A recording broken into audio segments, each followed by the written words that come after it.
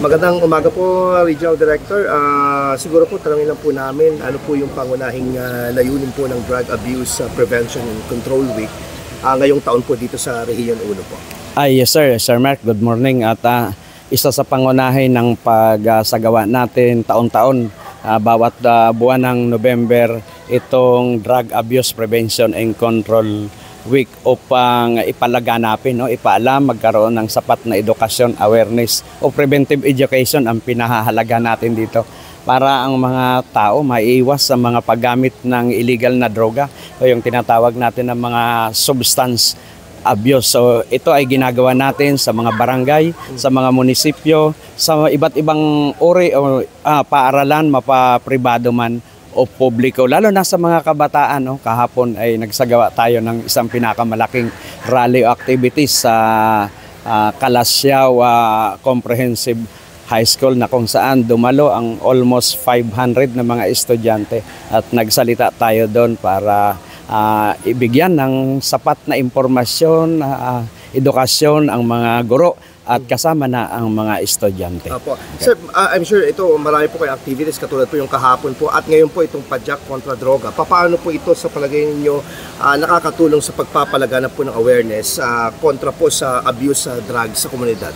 Itong programa alinsunod dito sa DAPSI na Padyak kontra droga ay isang advokasya lang, parang maipaliwanag natin o maikabit yung kahalagahan ng mental health, ng physical health, na dapat ang bawat tao ay malusog, nasa tamang pangangalaga, yung hindi inaabuso ang kanilang katawan, iwasan ang droga. Isa rin itong papapahayag na sumama kayo sa Padyak kontra droga, iwasan ang droga, iwaksi ang droga. Apo. Okay. Sir, sa inyo pong obserbasyon po ng PDEA, ano po yung kasalukuyan po na sitwasyon po ng drug abuse dito po sa lalawigan ng Pangasinan, La Union, Ilocos Norte, Ilocos Sur?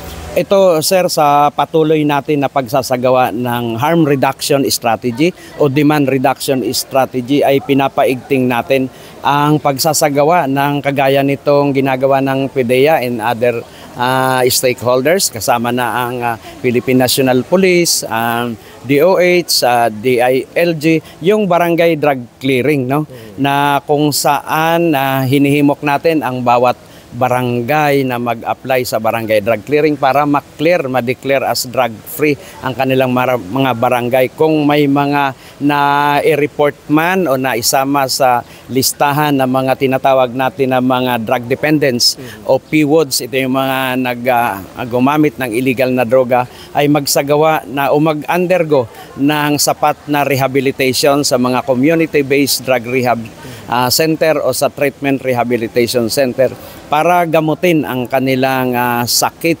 sa pag-abuso sa katawan. Kung ikaw naman ay involved sa pagbenta o drug pushing na hindi ka naman subject ng anti-drug operation, walang warrant of arrest na nasa sayo, ikaw lang ay considered as a drug offender.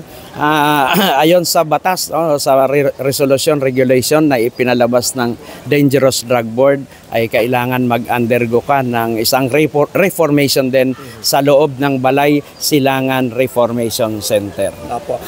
Sir, it seems na medyo ang target po talaga natin na mga kabataan po ngayon, ito, ibig sabihin po ba nito, medyo yung po bang numero na nasasangkot po ng mga kabataan ngayon ay ganun po ba ka-significant or may dahilan pa po? Yes sir, isa kasi sa tinatawag natin vulnerable sa komunidad o sa society, itong mga kabataan. Kaya doon din naman natin ginagamit sila parang maging mga advocate, katulong natin na magpahayag ng problema tungkol sa illegal na droga. Lalo na sa mga paaralan, pampubliko, sa mga kolehiyo, ay inaatasan doon din sa Republic Act 9165 na itong mga campus organizations ay magsagawa ng mga plano tungkol sa para labanan ang paglaganap na paggamit ng illegal na droga lalo na sa mga school campus. Inihikayat, ini-encourage natin itong mga organizations na patuloy na maging aktibo sa paglaban tungkol sa illegal na droga. Ano po ba yung pinakamalaking hamon po ngayon ng PDEA Region 1?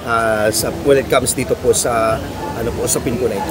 Isa rin sa mga hamon, itong tinatawag natin na sa ngayon nasa digital ko na tayo, no? Ay itong mga disinformation o misinformation na dapat mabigyan ng sapat na kaalaman ang tao. Ano ba ang illegal na droga? Bakit ba may mga taong gumagamit ng illegal na droga? Ano ba ang masamang epekto ng illegal na droga? So dapat talaga mabigyan ng sapat. So itong Drug Abuse Prevention and Control Week, ito sama-sama tayo, no? Na hindi lang naman PDEA, hindi lang naman Philippine National Police, kundi kasama ang lahat na halos national agencies at mga private organizations o stakeholders para labanan ang paglaganap o paggamit ng illegal na droga. Very quick lang sir, kamusta po yung inyo pong koordinasyon po sa mga LGUs at iba pong mga ahensya sa pagpapalakas po sa kontra-droga? Ay lalo namin pinaiigting ang koordinasyon sa mga LGU, sa local government units